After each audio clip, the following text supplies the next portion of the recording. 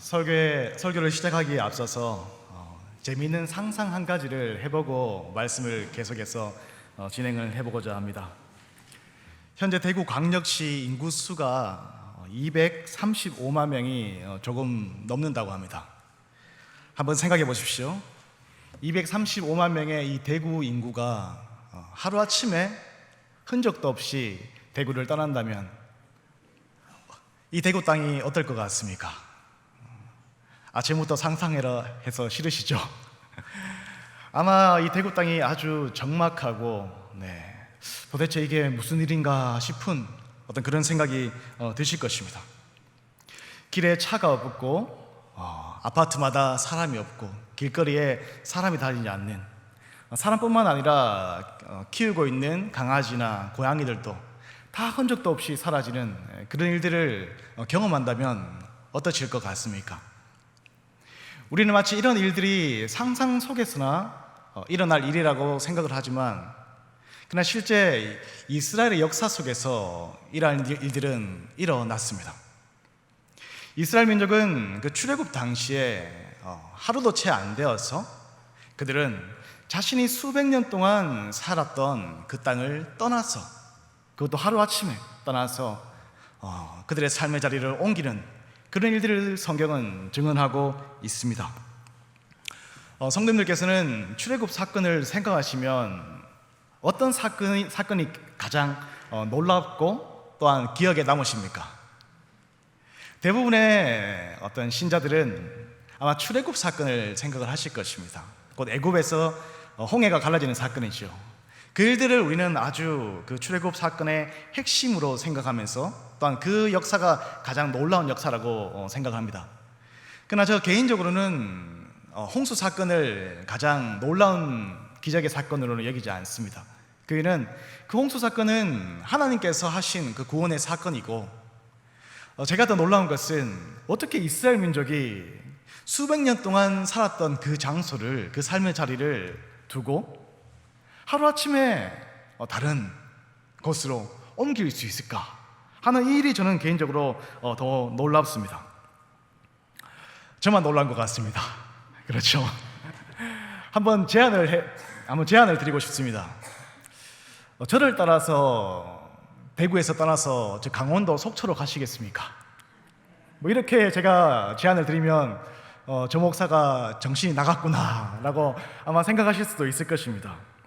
사실 맞습니다. 이런 제안을 듣고 누가 저를 따라서 강원도 속초에 가겠습니까? 왜냐하면 삶의 자리를 두고 떠난다는 것은 쉬운 일이 아닌 것이거든요. 우리가 이사를 해봐도 알 수 있지 않습니까? 우리가 남산동에 있다가 칠곡으로 이사가고 또한 수성구에 있다가 남구나 달서구로 이사가면 어떻습니까? 그냥 마음이 그냥 허하고 내가 지금 이사를 잘한 건지 아닌지 우리가 그런 생각이 들지 않습니까? 하물며 우리가 단기간에도 이사를 해도 그런 마음이 드는데 400년 동안 살았던 그 자리를 떠난다는 것은 쉽지가 않은 것이죠. 그렇다면 우리는 한번 질문을 하고 생각해 볼 필요가 있습니다. 도대체 무엇이 이스라엘 민족을, 그들이 그렇게 오랫동안 살았던 그 고센 땅을 떠나서 그 삶의 자리를 벗어버리고 다른 곳으로 이동할 수 있었을까요? 도대체 무엇이 그들을 이렇게 움직이게 했을까요? 성경을 조금 보신 분들은 이렇게 말씀하실 수도 있을 것입니다. 하나님께서 명령하셨지 않냐? 하나님께서 너희는 출애굽하라, 이집트를 떠나라고 말했지 않냐? 그렇기 때문에 그 말에 순종해서 이스라엘 백성이 떠났을 것이다 라고 말씀을 하실 분도 계실 것입니다. 그러나 실제는 그렇지 않습니다. 이스라엘 민족은 하나님에 대한 그런 신실한 믿음을 가지고 있지 않았습니다. 과거에 그들의 조상의 하나님, 곧 아브라함과 이삭과 야곱의 하나님이 여호와라는 것은 알고 있었습니다. 그러나 수백 년의 시간이 흐르면서 이스라엘 민족은 하나님을 잊었습니다. 하나님이라는 존재는 그저 당시 고대 근동의 그 세계 가운데 그냥 한 명의 신에 지나지 않지 어떤 자신의 민족과 끈끈한 관계를 가지고 있는 그런 어떤 존재로 치부하지는 않았다는 것입니다. 우리는 또 한 가지를 또 생각해 볼 수 있습니다. 이스라엘 민족이 고센 땅을 떠나서 이동하게 되었던 그 원인에 대해서 그 한 가지의 이유는 또한 이것입니다. 노역 생활이 힘들었기 때문에 라고 생각해 볼 수도 있을 것입니다. 우리가 출애굽의 그 사건의 전반부에 보면 이스라엘 민족이 하나님의 그 애굽 사람들로 인해서 심각한 노역 생활을 했다는 것을 우리가 볼 수가 있죠. 그리고 그 노역 생활이 힘들어서 이스라엘 백성이 떠나지 않았을까라는 그런 우리는 추측도 할 수가 있습니다. 그러나 사실 이것도 한 가지의 이유는 될 수 있겠지만 이것이 본질적인 이유는 될 수가 없습니다. 그는 삶을 살아보면 알지 않습니까? 여러분, 삶의 자리가 힘드십니까? 힘들지 않습니까? 안 힘드십니까? I am happy. 실제 인간이 살아가는 그 삶의 자리는 힘듭니다. 이 모양 저 모양으로 다 힘든 삶이 인간의 삶입니다. 그래서 인간의 그 인생이라는 것을 고해라고 그렇게 표현을 하는 것도 어떻게 보면 맞는 말인 것이죠. 그 때문에 삶의 자리가 힘들다고 하더라도 그 자기가 머물고 있는 그 자리를 떠나지는 않습니다. 그렇다면 과연 이스라엘 민족이 애국을 하게 됐던 그 근원적인, 그 본질적인 원인이 무엇일까요? 저는 이것에 대해서 이렇게 얘기하고 싶습니다.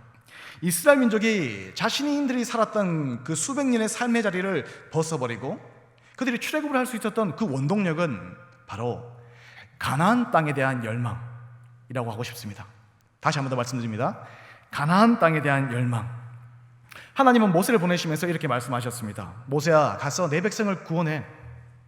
그리고 저 백성에게 내가 젖과 꿀이 흐르는 가나안 땅을 줄 것이다 라고 얘기해.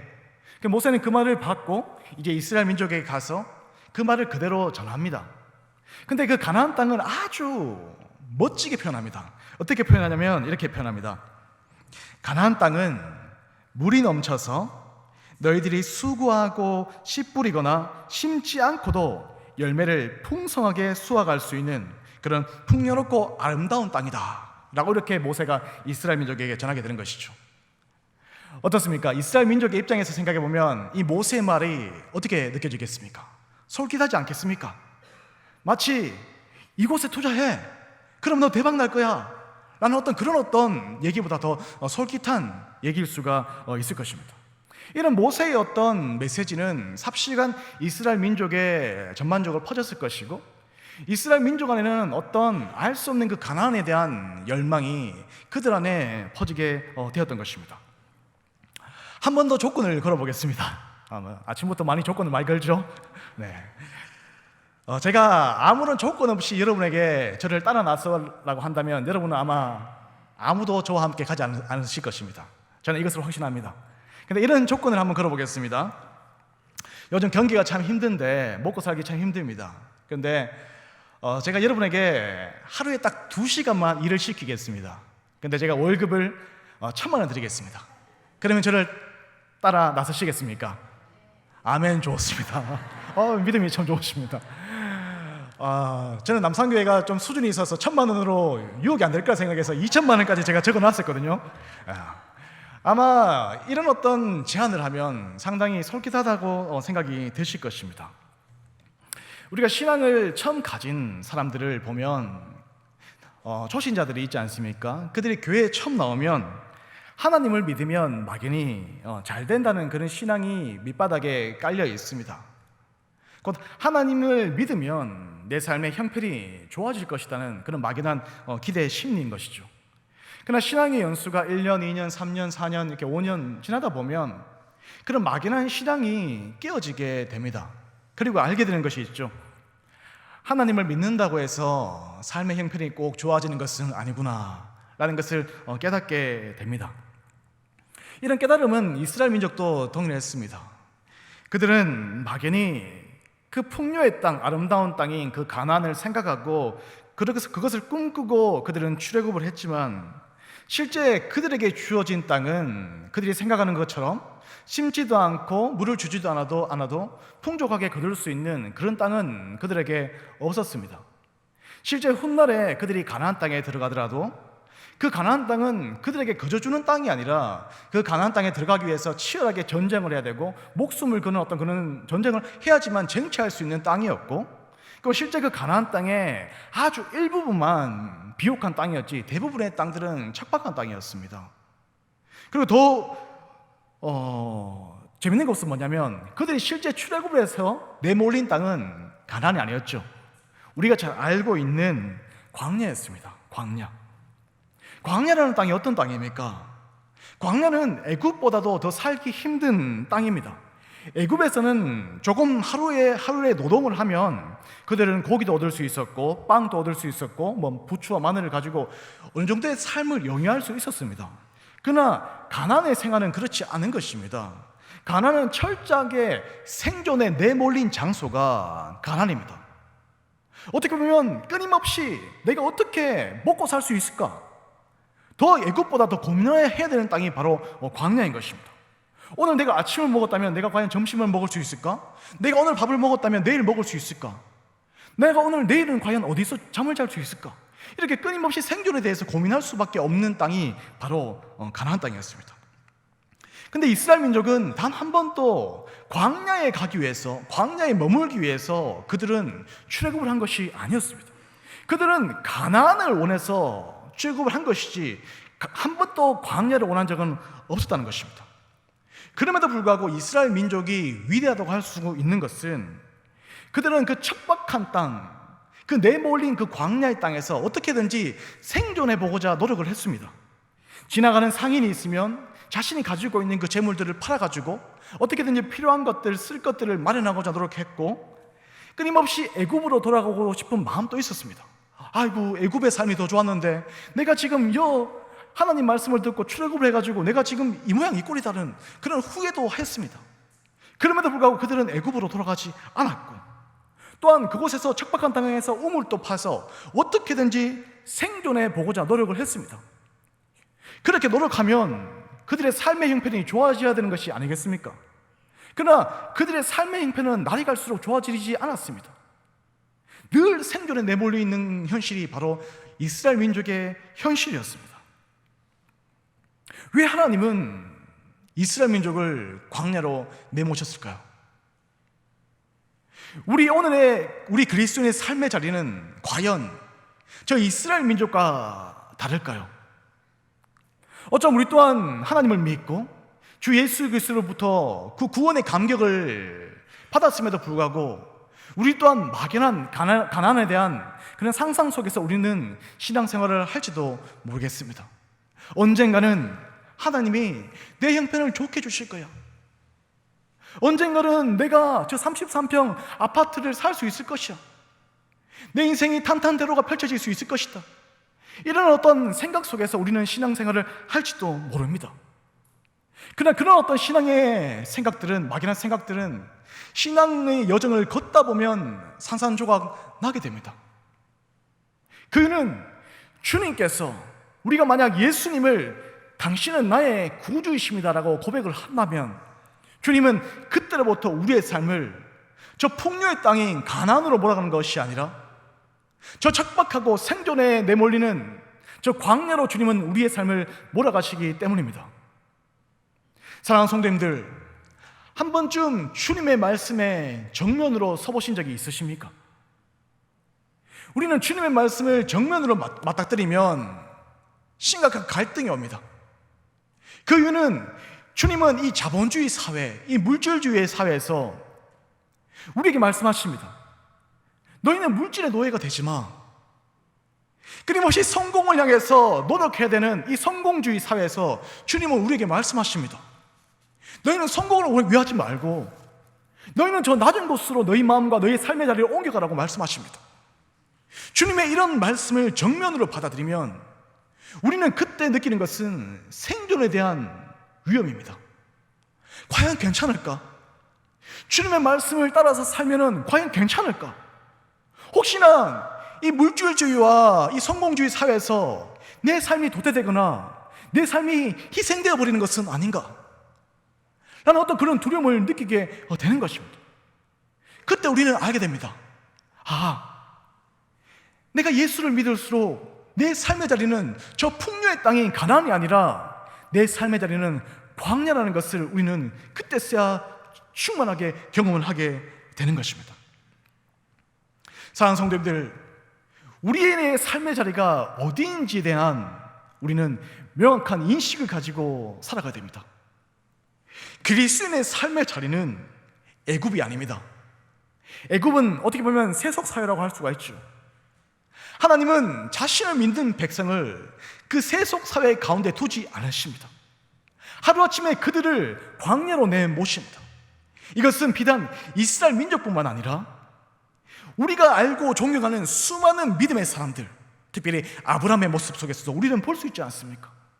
아브라함아, 너는 떠나라. 본토 친척 아비 집을 떠났어. 내가 지시할 미지의 땅으로 너는 걸어가라 라고 이렇게 말씀하신 분은 하나님이십니다.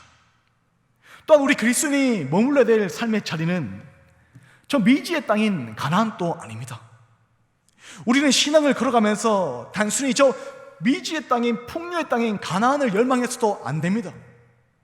우리가 저 미지의 땅인 가나안을 우리의 가슴 속에 품고 살아가면 우리의 신앙은 갈수록 공허하게 되고 허망하게 될 것입니다. 그 이유는 아무리 우리가 신앙의 여정을 걸어간다고 할지라도 그 미지에 심지도 않고 거두지 않는 그 땅이 우리의 현실이 되지는 않을 것이기 때문입니다. 성경은 얘기합니다. 그리스도인의 삶의 자리는 광야다. 그것은 너희가 좋든지 싫든지 상관없다. 하나님을 믿는 백성들, 주님을 그리스도라고 고백하는 백성은 자신의 삶의 자리를 광야로 삼을 수밖에 없다는 것을 바로 성경은 얘기를 하고 있는 것입니다. 우리는 단지 이 현실을 기꺼이 받아들일 수 있어야 됩니다. 그리고 다만 우리의 삶의 자리가 광야라고 한다면 우리는 이 광야의 삶의 자리에서 어떻게 충만한 삶을 살아갈 수 있을까에 대한 그 방법에 대해서만 우리는 고민을 해야 되는 것입니다. 우리는 이 광야에서 애굽을 동경해서 다시금 애굽의 그 삶의 방식을 취하려고 해서도 안 됩니다. 성경은 그 끝이 무엇인지에 대해서, 그 결말이 무엇인지에 대해서 명확하게 보여주었습니다. 한 번은 이스라엘 민족이 너무 힘들어서 많은 사람들이 애굽으로 회개하려고 했습니다. 그러나 그들은 결국 그 삶의 자리에서 죽음을 맞이하게 되었습니다. 성경은 얘기합니다. 한번 구원의 은혜를 맛본 자들은 다시금 그 애굽의 삶의 자리로, 그 세속 사회의 그 삶의 방식으로 돌아갈 수 없다 라고 단호하게 우리에게 얘기하고 있습니다. 또한 단순히 저 풍요의 땅만을 그리워해서도 안 된다는 것을 얘기합니다. 그러면서 성경은 이 광야에서 어떻게 충만한 삶을 살 수 있을 것인지에 대해서 우리에게 말씀하십니다. 그리고 그 유일한 방법에 대해서 성경은 이렇게 얘기합니다. 광야에서 충만하게 살아갈 수 있는 삶의 방식은 오직 하나다. 그것은 하나님과 함께 하나님을 경험하면서 살아가는 삶의 방식이다. 다시 한 번 더 말씀드립니다. 이 광야에서 이 척박한 땅, 죽음의 땅에서 이 척박한 땅을 다시금 생명의 땅으로, 충만의 땅으로 변화시킬 수 있는 유일한 삶의 방식은 하나님과 함께 하나님을 경험하는 삶의 방식, 그것이야말로 이 광야의 땅을 충만하게 살아갈 수 있는 유일한 방식이라는 것을 성경은 우리에게 얘기하고 있습니다. 참 신비롭습니다. 겉으로 보면 절대 충만하게 살아갈 수 없는 현실입니다. 여러분, 우리 그리스도인들의 삶의 자리를 실질적으로 보십시오. 이 세속 사회에서, 이 물질주의 사회에서, 이 성공주의 사회에서 우리는 어디로부터 충만을 얻을 수가 있는 것입니까? 겉으로 보면 우리는 이 세속 사회에서 절대 충만을 경험할 수 없는 삶의 자리에 우리는 있습니다. 그럼에도 불구하고 우리는 어떻게 충만할 수가 있는 것입니까? 성경은 그 고유한 방식을 예수 그리스도의 모습과 오늘 본문의 모세의 고백 속에서 얘기하고 있습니다. 3절 말씀을 보시면 모세는 이렇게 얘기합니다. 3절 말씀 제가 읽어보겠습니다. 너희를 낮추시며 너희를 추르게 하시며 너도 알지 못하며 내 조상들도 알지 못하던 만나를 내게 먹이신 것은 사람이 떡으로만 사는 것이 아니요 여호와의 입에서 나오는 모든 말씀으로 사는 줄 내가 알게 하려 하심이니라. 광야에서 그 척박한 죽음의 땅에서 충만하게 살아갈 수 있기 위해서는 그 땅에서 살아낼 수 있는 고유한 삶의 방식이 있어야 됩니다.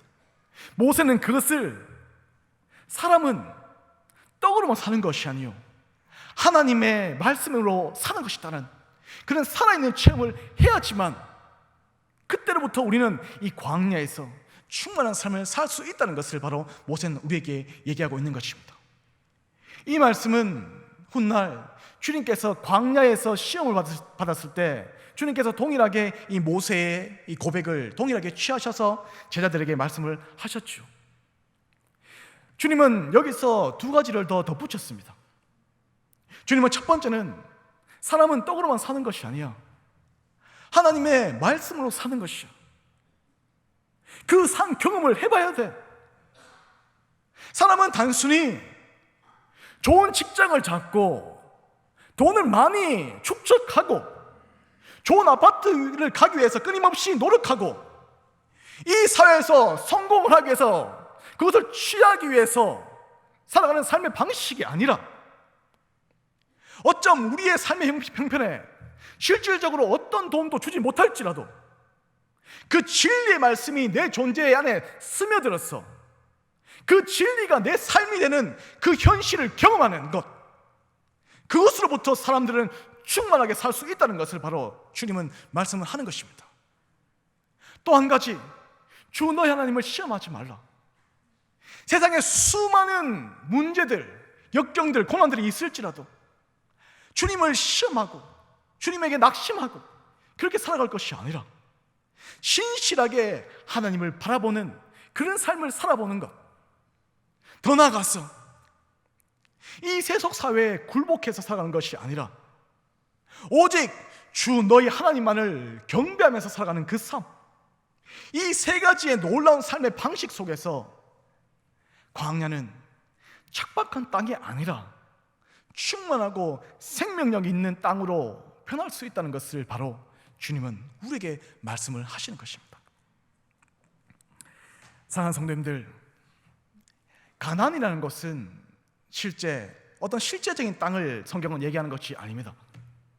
성경에서 얘기하는 이 가나안의 실제는 하나님께서 임재하는 장소가 바로 가나안입니다.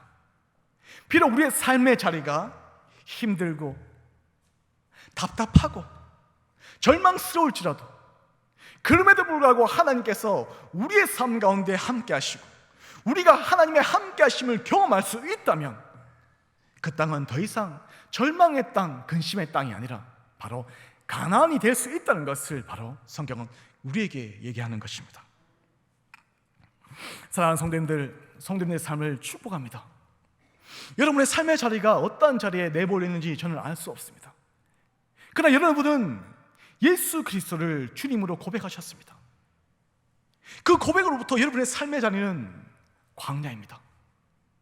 그 광야로부터 여러분이 생명의 놀라운 충만의 역사를 경험하기 원한다면 오늘 주님께서 말씀하셨던, 모세가 말씀하셨던 이런 고요한 삶의 방식을 택하십시오. 그럴 때 여러분의 삶은 무기력한 삶이 아니라, 허망한 삶이 아니라 여러분의 삶은 충만한 삶으로 나갈 수 있을 것입니다. 먹고 살기 참 힘드시지요? 목사님 저도 똑같습니다. 그냥 혼자서 곰곰이 미래를 생각해 보면 사실 답답합니다. 여러분, 목사들이 마음이 늘 편안하고 미래에 대한 걱정도 없는 것 같으시죠? 실제 그렇지 않습니다. 목사의 세계에 와보면 어떻게 보면 여러분보다 더 경쟁에 치열하게 내몰려 있고 생존의 위기에 놓여 있는 것이 어떻게 보면 목사의 삶입니다. 젊은 목사들이 모여서 하는 얘기가 뭔지 아십니까? 하나님의 나라를 어떻게 이룰까 고민할 것 같습니까? 자, 실제 그렇지 않습니다. 모이면은 자신의 삶을 한탄하고 미래에 대해서 염려합니다. 몇 해 전에 제가 목회를 접고 한번 뛰쳐나간 적이 있었거든요. 부끄럽지만. 왜 그랬냐면 미래를 생각해 보니까 답이 없는 겁니다. 목사 생활을 해보면 알거든요. 목사가 제일 잘 팔릴 때는 30대입니다. 근데 저는 이제 40대거든요. 이제 덜 팔릴 때가 됐습니다. 근데 미래를 생각해 보면 참 답답합니다. 그래서 뻔히 보이는 내가 이 길을 가야 될까라는 생각도 들었습니다. 그래서 한 번은 뛰쳐나갔습니다. 근데 어떻게 하다 보니까 다시 목사의 어떤 틀 속에 다시 들어오게 되었죠. 그러면서 너무 답답해서 제가 참 존경하는 저기 성주에 개척교회 하시는 목사님이 계신데 선배 목사님을 찾아가서 하소연을 한 적이 있었습니다. 목사님, 이거 목사님도 아실 것입니다.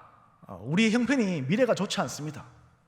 목사님은 그래도 이제 목사 그 직을 20-30년 수행하셔서 은퇴하시면 그만인데 후배들의 어떤 그 삶의 형편은 참 갈수록 좋아지지 않습니다.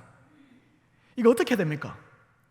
목사직을 내려두고 어디 가서 기술이라도 배워야 되는 것이 아니겠습니까? 라고 이런 어떤 솔직한 마음을 털어놓은 적이 있었습니다. 그때 그 목사님께서 곰곰이 생각하시더만 저에게 한마디를 딱 던지셨습니다. 사투리를 아주 구수하게 하시는 분이시거든요. 동희 목사, 푹 담가부소. 이해되십니까? 이렇게 얘기했습니다. 다시 한번 드릴게요. 동희 목사, 푹 담가부소. 한마디로 다른 거 생각하지 말라는 것이죠. 이왕 목사가 되었으니까 하나님에게 깊이 담가라는 겁니다. 그 외에는 다른 길이 없다는 것을 바로 말씀을 하시는 것이죠. 아마 이 고백은 저의 고백만은 아닐 것입니다. 현대를 살아가는 우리의 삶의 자리는 너무나 공허하고 너무나 절망적으로 느껴질 때가 참 많이 있습니다. 여기에서 벗어날 수 있는 삶의 변혁을 이루어갈 수 있는 유일한 힘과 능력은 바로 하나님에게 깊이 잠기는 것밖에 없습니다. 오직 우리는 그 속에서만 삶의 변혁을 이룰 수가 있는 것입니다.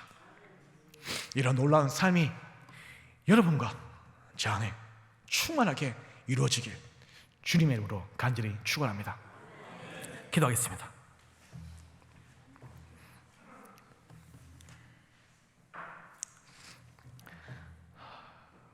놀라운 경륜으로 우리의 삶을 인도하시는 하나님, 오늘 우리는 우리가 살아가는 삶의 자리에 대해서 깊이 바라보았습니다. 우리의 속사람은 애굽과 가나안을 열망하지만 하나님께서는 저희가 뜻하지 않는 광야로 저희들을 내모십니다. 하나님, 그 광야의 삶을 우리가 겸허히 받아들이길 소망합니다. 다만 우리가 광야를 살아갈 때 하나님의 함께 하심을 간절히 소망합니다. 그 하나님의 함께 하심에 그 산 경험이 없다면 우리는 우리의 삶의 자리를 버텨내고 승리할 수 없습니다. 하나님, 이 광야의 삶 가운데 하나님의 존재를 언제나 우리에게 나타내 주시고 하나님을 경험함을 통해서 우리가 이 광야에서 생명과 충만을 경험케 하여 주옵소서. 하나님께 감사함을 드리며 우리 구주 예수 그리스도 이름으로 간절히 기도하옵나이다. 아멘.